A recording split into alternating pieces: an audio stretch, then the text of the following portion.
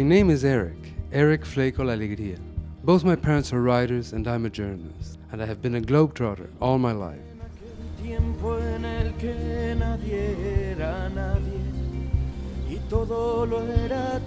After traveling for many years, I am now back in Mallorca with my old friends.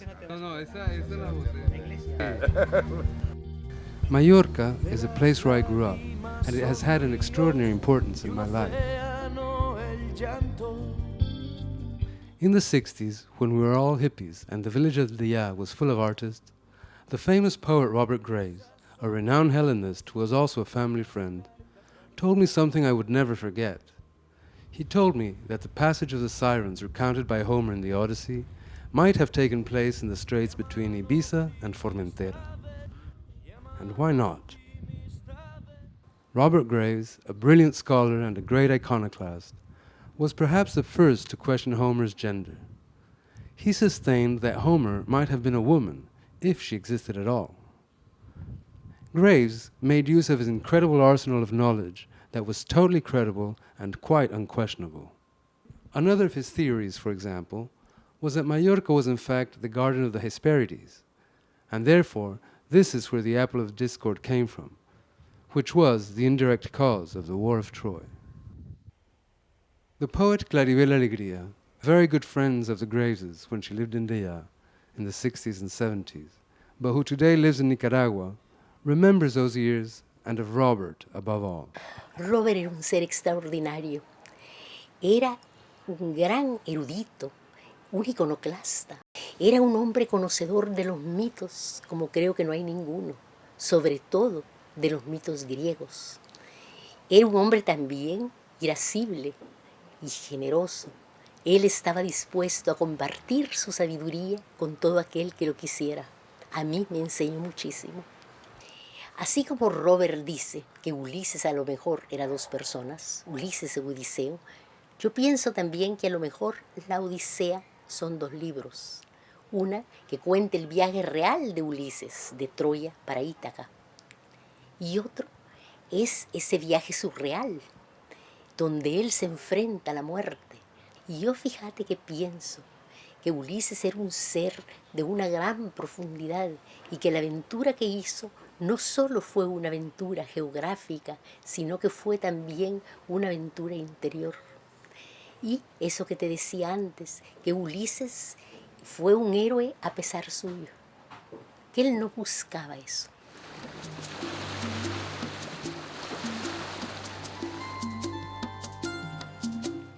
Ulysses, the poorest but the cleverest of the Achaean kings who went to the war of Troy, only wanted to return to his native Ithaca, but on the way he had to confront monsters and enraged gods. Did Ulysses really exist? Where did the Odyssey take place? Those are the questions that many have asked before us.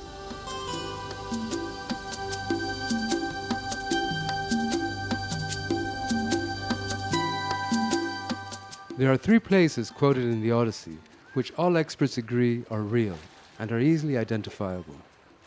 One is Troy, of course, from where Ulysses left after the war.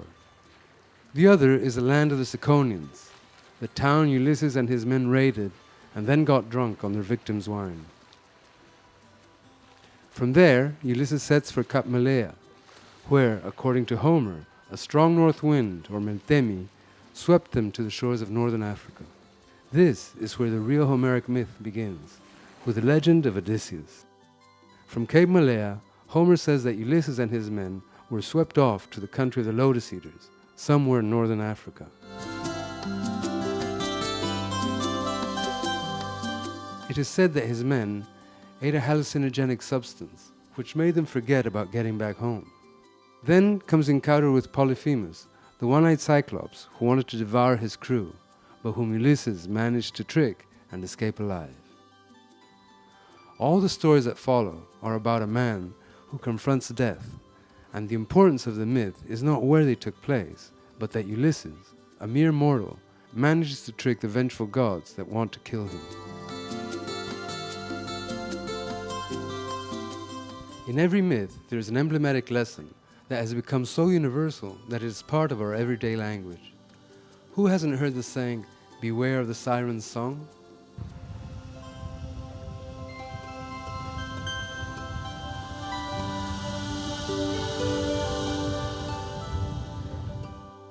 Myths are perhaps a cornerstone of our culture, and as opposed to fiction, one might believe that they really happened, and that in fact they are emblematic situations that might happen to any of us. There is no civilization without myths, and the history of our Western civilization begins in Greece, in the world of the Odyssey. Many have taken Homer at his word and have set off to look for Ulysses' footsteps, but none has come back with an accurate map of his travels. And it is perhaps because there isn't one. Did he in fact exist? Where did he confront the Cyclops, or the terrible sorceress Circe? Who were the Phaeacians? To unravel truths from myths is not always easy.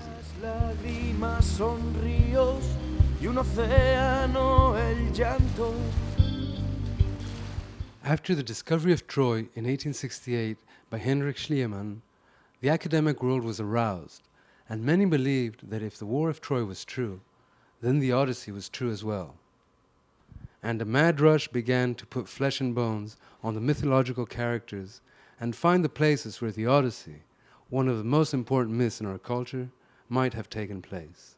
It seems perhaps unbelievable, but this fascination still endures.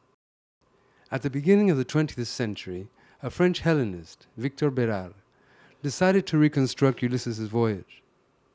According to Bérard, Ulysses traveled from the Straits of Gibraltar to Corfu, hanging on a broken mast. That is about 1,300 nautical miles. Quite an impossible feat. As in all the stories of the Odyssey, there are many divergent hypotheses as to where these adventures took place.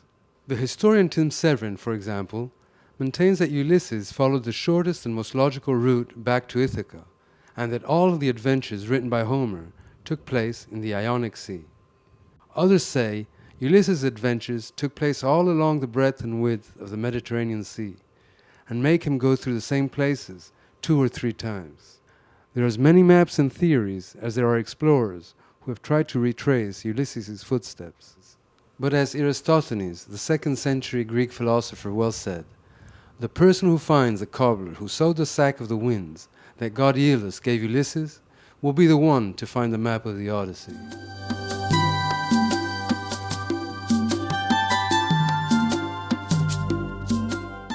That is how, with my lifelong friend Juan Rigo, a true blue Mallorcan, and his wife Isabelle, we decided to take to sea and go after Ulysses' footsteps. Juan Rigo, apart from being an experienced skipper and who knows the Mediterranean like no one else, is also a historian, and these are the stories that he likes. Isabelle Moreau, a renowned photographer and an experienced sailor herself, has sailed these seas for over 20 years. The 3 of us have discussed about the navigation, history, Homer, and the myth of the Odyssey. We don't always agree on everything, but still, we decided to sail on Ulysses' wake. On April 23rd, with a gale warning, we left Mallorca, Odyssey in hand, and Cavafy's poem at heart. When you start on your journey to Ithaca, then pray that the road is long, full of adventure, full of knowledge. Do not fear the Laestrygonians, and the Cyclops, and the angry Poseidon. You will never meet such as these in your path, if your thoughts remain lofty, if a fine emotion touches your body and your spirit. You will never meet the Laestrygonians, the Cyclops, and the fierce Poseidon, if you do not carry them within your soul, if your soul does not rise them up before you. Then pray that the road is long, that the summer mornings are many.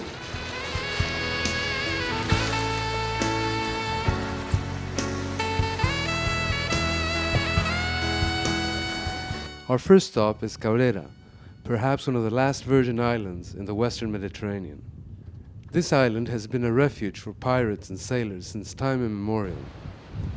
To say Cabrera was like saying the wild, wild west in the times of Greeks or Romans.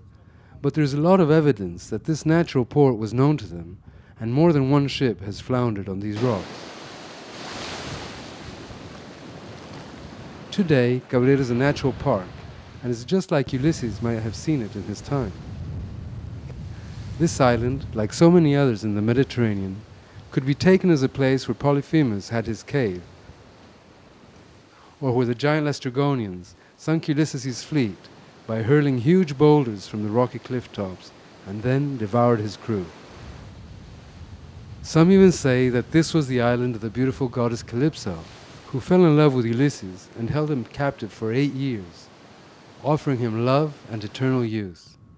But the luckless Ulysses spent hours looking out to sea, ignoring Calypso's advances, and thinking of his wife Penelope, who was back home in Ithaca, growing older day by day. Cuando yo leí la Odisea de adolescente, pensé y seguí pensando que Penélope no podía haberlo estado esperando tantísimos años, casta y fiel. Y se me ocurrió hacer un poema que es una carta de Penélope para Ulises y que en un párrafo dice así: sé por los forasteros de Calipso y de Circe. Aprovecho, Odiseo, si eliges a Calipso, recobrarás la juventud. Si es Circe la elegida, serás entre sus cerdos el supremo. No vuelvas, Odiseo, te suplico. After being trapped in Cabrera during 3 days because of the strong winds, we finally set off towards Menorca, our second stop in this journey. Viento de verano, abrázame con tu brisa, protégeme de la tormenta que viene. Juan, who is always watching the meteorology, tells us we have a 24-hour window before another storm hits the area. We quicken our pace towards Menorca, but the tail of the storm still catches up with us. I still keep wondering how Ulysses could have made this crossing with a square-sailed rig that can't go upwind and with no engine either. If it's hard enough for us in this modern sailboat, I don't even want to think what he must have gone through. If you look at it, Ulysses only sailed 3 to 6 months maximum. Over the 10 years the Odyssey is said to have lasted, he spent 8 years with Calypso and 1.5 with Circe, with whom he had 2 or 3 sons. Something does not match. We finally make it to Menorca.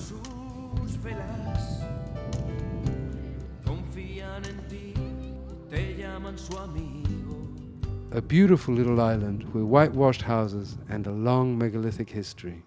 Here we can see taulas and talayots, or altars and fortresses, that go back to at least 1200 BC. That is to say, more or less when you situate the fall of Troy. There are also some burial chambers called navetas, which have the shape of an upturned ship. It is said that they built them this way, so that their dead could sail safely to their afterlife.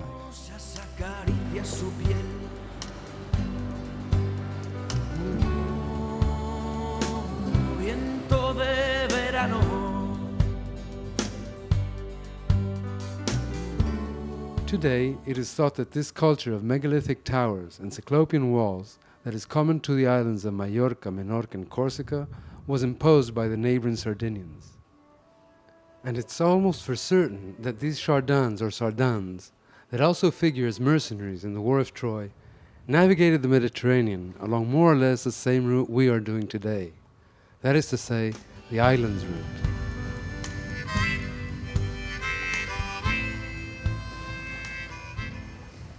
To get to Sardinia, we have to do one of the longest crossings on our trip, 200 miles.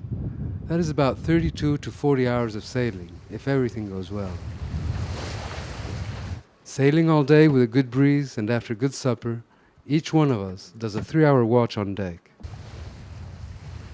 Alone with our thoughts and the soft murmur of the sea, it's easy to dream and get lost in the mythical world of Homer's or in the poems of Cavafis.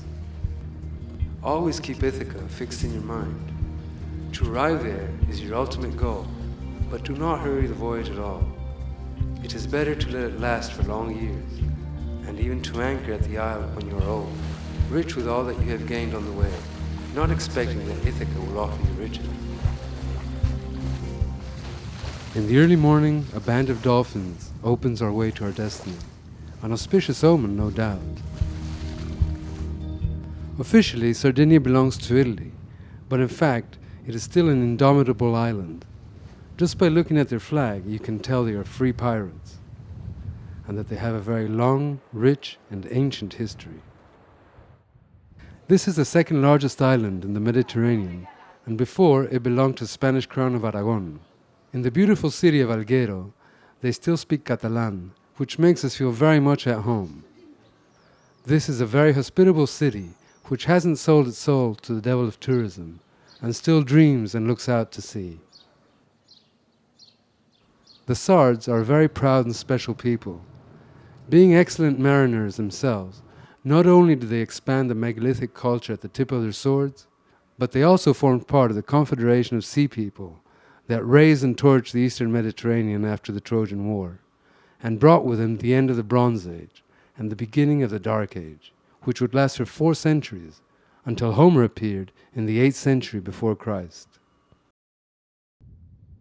Following our island route, we passed through the Straits of Fornelli, one of the narrowest straits in the whole Mediterranean. It makes us think of the famous passage of Scylla and Charybdis that poor Ulysses had to pass twice.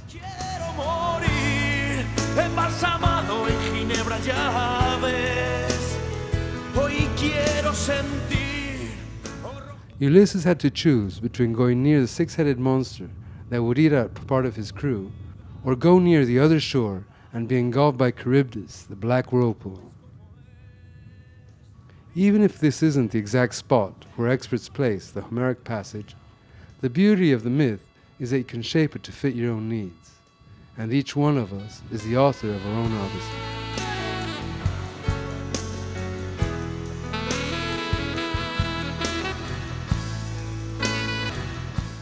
Our journey now takes us to Corsica, or Callisti as the Greeks used to call it. Callisti means the fairest, and it is a name that this island can still claim proudly. Otra estación del norte, otro sin ti en el andén, otra maleta mal hecha, tu nombre en un papel, otro reloj que no se mueve, el invierno lo paró, la primavera ya se huele, pero aquí siempre son las 2. Primavera ya se huele, pero aquí siempre son las 2. From here on, we will abandon the Western Mediterranean and begin our journey in the Tyrrhenian Sea, where everyone, save rare exceptions, places the Ulysses Odyssey. In this part of the Mediterranean was Circe's palace, who transformed men into beasts, the cave of the Cyclones, the entrance to Hades, the island of the terrible sirens, the kingdom of Aeolus, the god of the winds, the straits of Scylla and Charybdis, and last of all, Trinacia, where Apollo's cattle graze.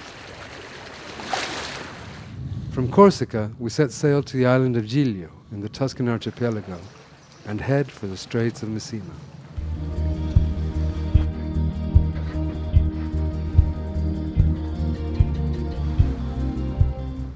We passed by the legendary island of Monte Cristo, where there was never a prison except in our minds, thanks to the legacy of Alexandre Dumas, another myth that rings true.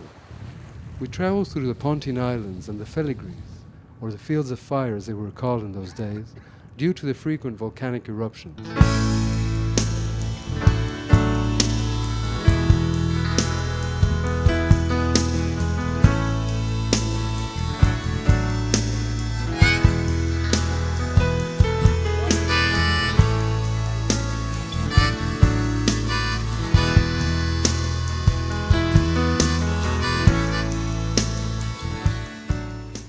Near here, there are 2 islands that dispute the right of being the islands of the terrible sirens, who would attract sailors with their songs and then spit out their bones.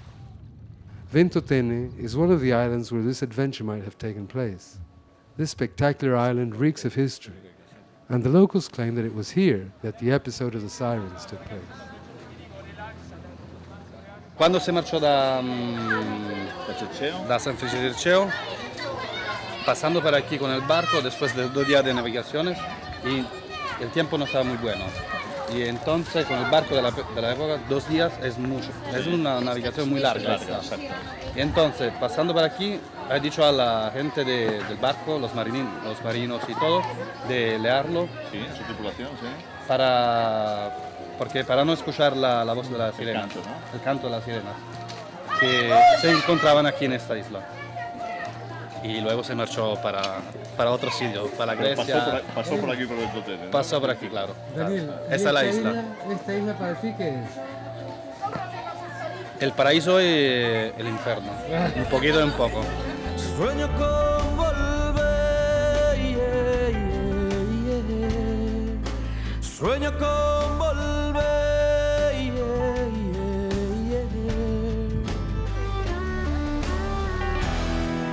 una melodía cualquiera hace de tu recuerdo otra canción de carretera. En este tren que me acerca a los lazos de tu cama.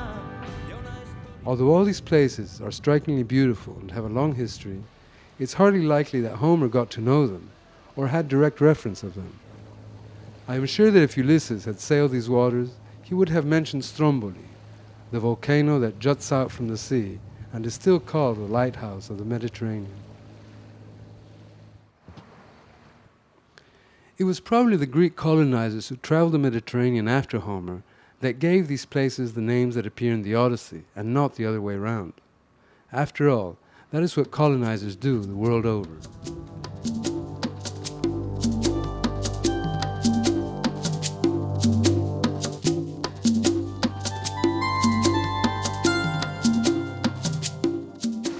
We pass the Straits of Messina, where almost everyone places Sealing Charybdis. But seeing how wide it is, it seems highly unlikely that Ulysses would be forced to choose between one side or another. There is ample room here, and our little boat goes by unnoticed. We carry on towards Corfu, the ancient kingdom of the Phaeacians. Before getting there, due to the strong north winds like the ones that swept Ulysses away to Africa, we had to take refuge in an island called Otoniou, which today belongs to Greece. It is also said that this was the island where Calypso lived, and that from here our hero managed to get to Alcinous's kingdom, to whom he tells of his travels and adventures. The locals assure us that this was the village and none other that Ulysses came to.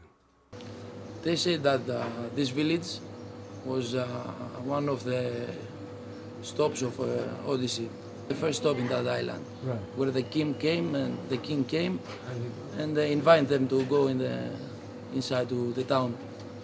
So, but this is the only village in Corfu town. This village, this island is famous for the hospitality. Okay. Viento de verano.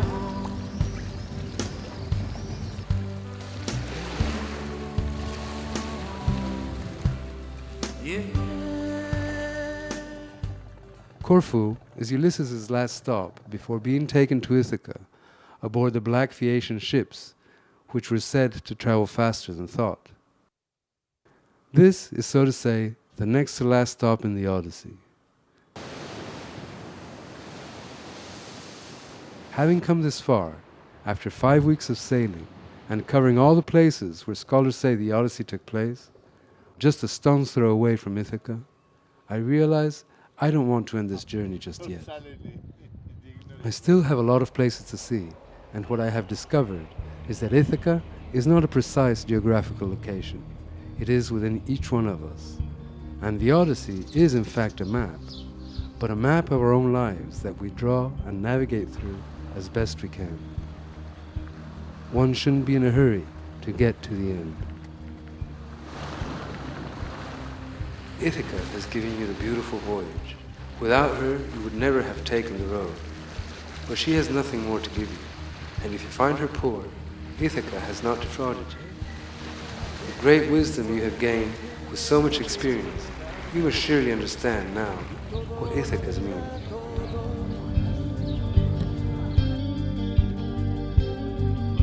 O algo podía ser mucho y bastante demasiado.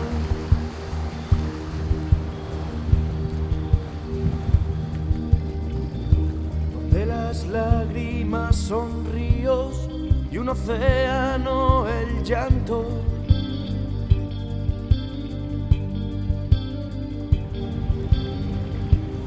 Las sonrisas son minúsculas y las carcajadas un engaño.